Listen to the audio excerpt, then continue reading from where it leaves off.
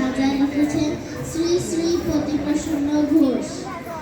আমরা গাছের ঝোপের ভেতর মৌমাছিদের বাসা, মাঝখানে তার প্রকাণ্ড এক চাক হয়েছে খাসা।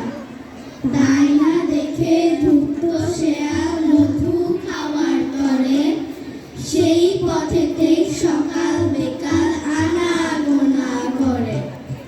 রাত্রিকালে মৌমাছি সব ঘুমায় আছে জানা, একদিন তাই রাত্রে শেয়াল মৌচাকে দেয় হানা। যেমনি পড়া মৌমাছি সব বেজায় রকম তেড়ে, উঠল বলে রাত দুপুরে ঘরের ভেতর কেড়ে।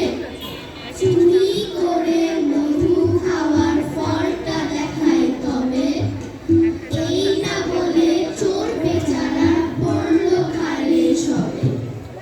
ফুলের জ্বালায় ঝালা পালা প্রাণটা রাখা ভার, কাতর হয়ে বললে শেয়াল ছাড় না রে ভাই ছাড়।